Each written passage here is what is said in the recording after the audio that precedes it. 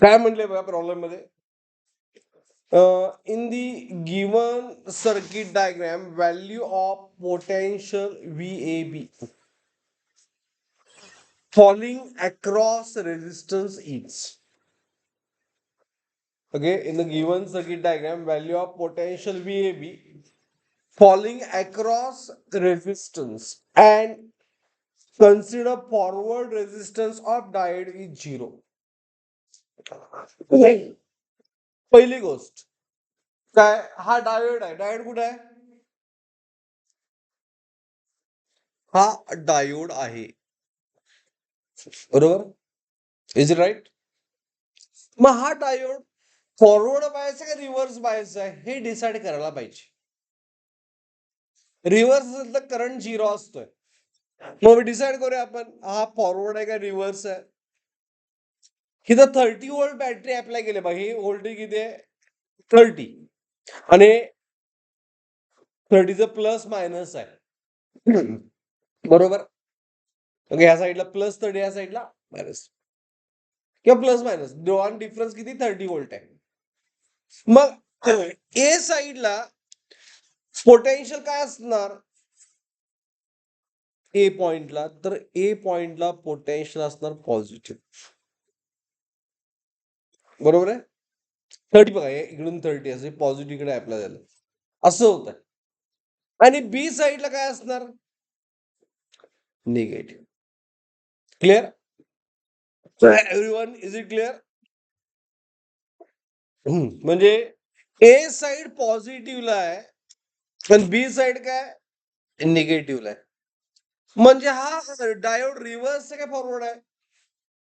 ही जी triangle म्हणजे कुठली? P. P connected to positive and N connected to what? Yes. P connected to positive and N connected to what? Negative. म्हणजे हा forward bias आहे. So पहिली गोष्ट काय clear झाली की हा डायोड कसा आहे? Given diode is FB. FB म्हणजे फॉरवर्ड बायस, यातून करंट फ्लो होणार, हे मी डिसाईड केलं. ओके, आता बघा मी सर्किट ड्रॉ करतो साईडला. ओके, पुढच्या स्टेपला ड्रॉ करूया. मग इथं काय झालं बघा, ऍट ए ज्यावेळी करंट येणार त्यावेळी ए ला ब्रँच किती आहेत? ए जंक्शनला. इथून करंट आय आला, इथं डिवाइड होऊ शकत नाही कारण दोनच ब्रँच आहेत. ह्या पॉइंटला सुद्धा दोनच ब्रँच आहेत. मग ए ला डिवाइड होणार का? 3 ब्रँच आहेत म्हणून. ओके, त्यातले एक डिव्हिजन जाणार अशी आणि एक डिव्हिजन डायरेक्टली येणार का नाही? आता तर आपण फॉरवर्ड बायस म्हटलंय, काम झालेलं आहे. याचा रेझिस्टन्स 0 आहे, दिले तिने. म्हणजे हे 10 आणि 10 काय आहेत? पॅरलल. हे आपण असं का फाइंड करायचं? तिने विचारलं काय? व्होल्टेज अक्रॉस ए बी, ह्या पॅरलल कॉम्बिनेशनचं व्होल्टेज तिने विचारलंय. म्हणजे बिटवीन ए, मी ए घेतो, ए पॉइंट. ओके, हा डायोड फॉरवर्ड बायस आहे आणि हा अशी कंडिशन आहे. हा 10 आहे, दिस ऑल्सो 10 आणि हा बी. मग व्होल्टेज ए बी फाइंड करण्यासाठी resistance of A B find करायला पाहिजे आणि करंट म्हणजे व्होल्टेज ऑफ ए बी विचारलंय तर आपल्याला काय फाइंड करते? ओम्स ला काय म्हणतोय? व्होल्टेज किती असतं? Current into what? रेझिस्टन्स. मग पहिल्यांदा ह्या ए बी चा रेझिस्टन्स फाइंड करूया. हे ए बी सिरीज मध्ये का पॅरलल मध्ये? जस्ट पॅरलल मध्ये. अशी ब्रँचिंग आहे, इम्पॉर्टंट. ब्रँचिंग लाईक दिस. हे पॅरलल आहे आणि दोघांची व्हॅल्यू एकच आहे का नाही? त्यामुळं आर ए बी चा फॉर्म्युला काय?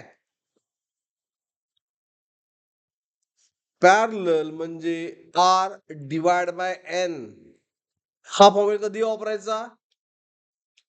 ज्यावेळी सेम व्हॅल्यू असते दोघां 10 10 सेम आहे का नाही? हा, म्हणून 10R आणि n म्हणजे नंबर किती नंबर आहेत 2 त्यामुळे आन्सर आलं 5 का आलं अंडरस्टूड गेटिंग एव्हरीवन हा पहिला पार्ट झाला आपण ह्याला रेजिस्टन्स फाईन आता करंट फाईन करायचं आहे करंट फाईन करण्यासाठी सर्किट मी परत ड्रॉ करतो असं सर्किट आहे बघा हा +30 -30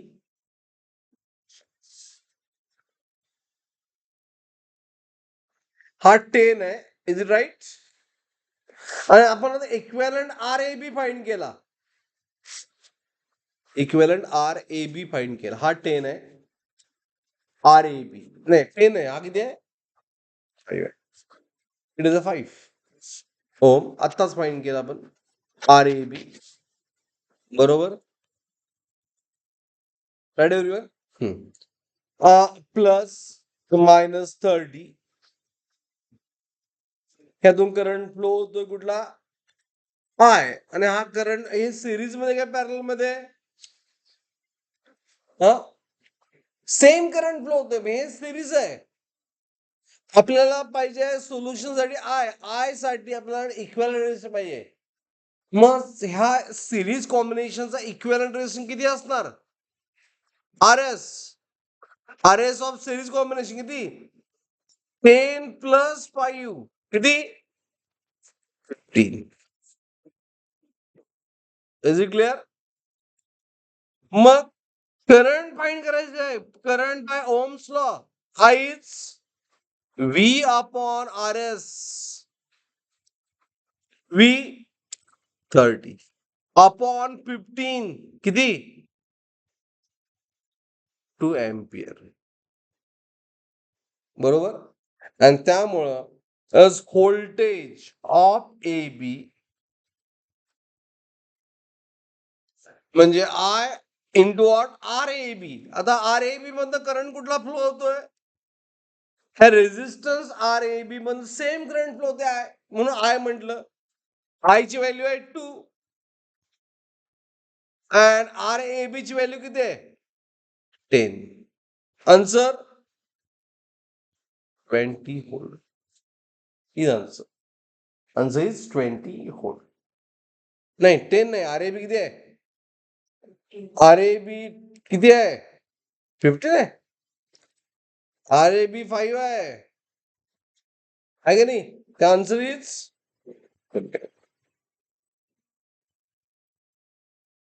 समोरला प्रॉब्लेम करा is it clear so answer is 10 ओम नाही व्होल्ट